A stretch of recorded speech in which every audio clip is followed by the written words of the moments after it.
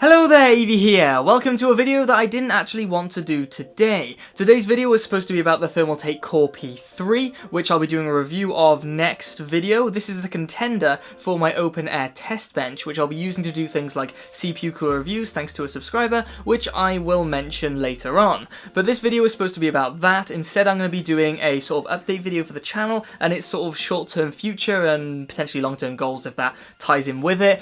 So this is very much for the subscribers, so if you're subscribed and you're sort of semi-invested in the channel, this might be for you. If not, you're probably likely best moving on to a video such as this, which was the last water-cooled review in the Node 804. So the Thermaltake Core P3 is a contender for my test bench, like I just mentioned. I did look at a few, which I'll mention in a second, but the reason I'm getting a test bench, or at least looking for one, this potentially could be it, seems pretty good so far in terms of specs and usability. The reason I'm getting one is because a subscriber not that long ago asked, since you do a lot of PC case testing and thermal testing with those and comparisons, why not look into doing CPU cooler reviews and test those and compare those together? And I thought that's a really good idea, but I don't really have a standardized case that I have all the time. Pretty much every case, such as this Fractal Design Node 804, comes and goes within a matter of a couple of weeks, depending on if I do one or two videos on them, being an air cool and a water cool review. So I didn't have anything standard, and I thought, well, I could invest in a test bench, but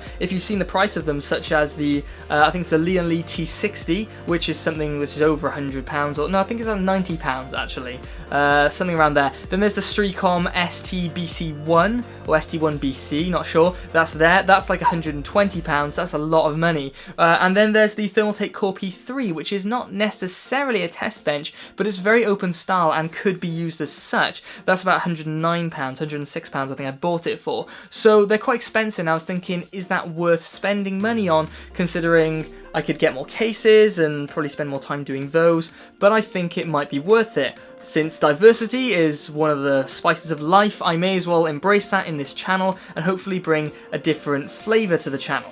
So, since the case turned up late and I haven't really got enough time to make that video in line for my 1 week upload schedule that I try my best to stick to, which is generally every Sunday night or Monday morning, depending on how upload goes, you'll see there's actually a ping test in the background. When you see a gap, which will probably show up at some point soon, it's when the internet is broken, and that's an issue I'm having with Virgin Media, and they are taking, I think, it's about a month they've been saying they've been trying to fix this, and it cuts out all the time. So uploads sort of scattered for that reason. But anyway, since I turned up late, I thought I would use this time to explore that idea that a subscriber said, why not look into doing CPU cooler reviews? Since you do a lot of thermal testing with your cases, why not do it with coolers? Which sort of makes a lot of sense. So I explored that idea over the last couple of days that I've had sort of off doing this, but I've been using it for research to look into that idea, and I've came up with a couple of series ideas. I'm just seeing if that's going to pop off again.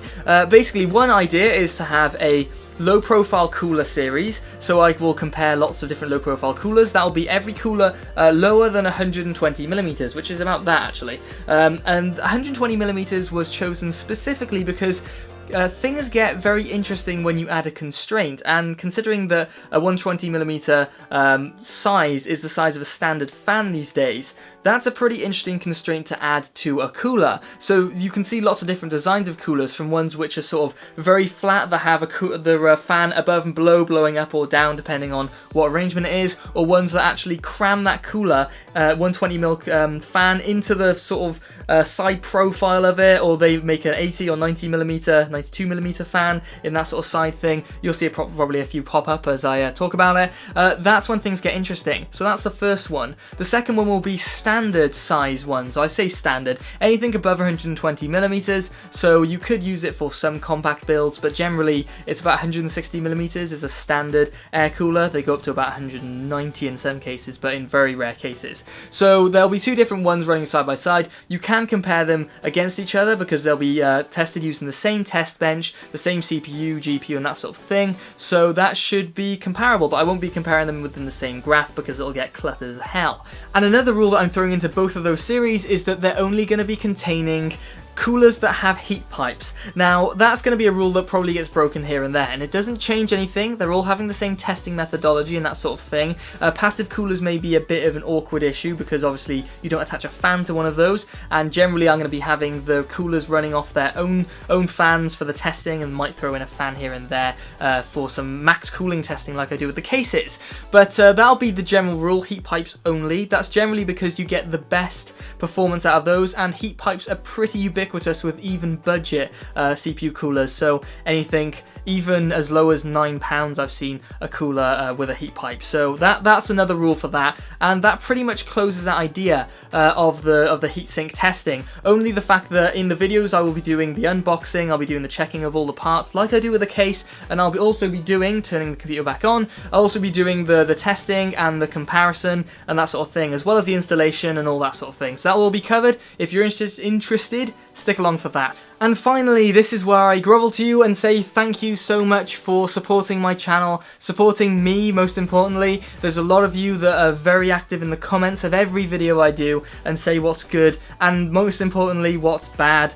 Generally it's more on the good, which is fortunate, which is good, which means I don't have to do so many changes to videos. But that's a huge thank you to you guys. It really is not possible without you, because I wouldn't have the motivation, you know, coming home from work every day after like 8 hours being away from the house, and having the energy to do these videos every day when I come home from work. It's sometimes difficult, but I get a comment from you guys and it boosts my motivation, and it makes me so much more eager to produce such fantastic content. I hope to be able to do it more in the future. Actually, on that note, I've actually got, which I mentioned at the end of last video, which you may not have seen, I actually got a paycheck from Google. The first paycheck the channel has had in the over 1 year it's been running. And if you know anything about the paychecks from Google and the limitation on your first paycheck, or the limit you need to hit, then you'll know what the price is. I won't say it for sort of crassness sake, whatever. I won't mention the specific figure, but it's not a huge amount. But it has been able to do things like contribute to the Thermaltake Core P3, my test bench, which will hopefully be a permanent feature.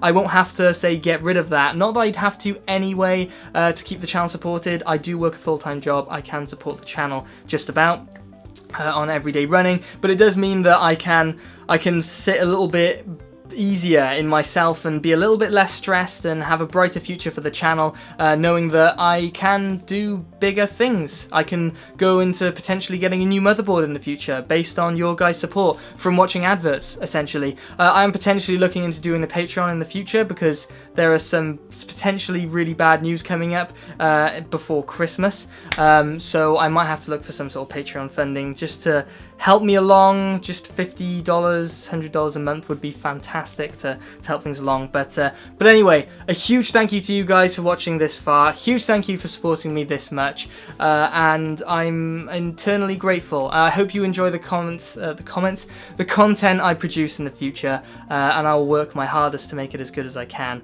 and work really hard to get some sponsors and keep giving you what you would like to see. And if you want to see anything in particular, you let me know in the comments below, and I will listen, and I will hopefully be able to provide that for you. So anyway, thank you so much. I'm going to sign out now.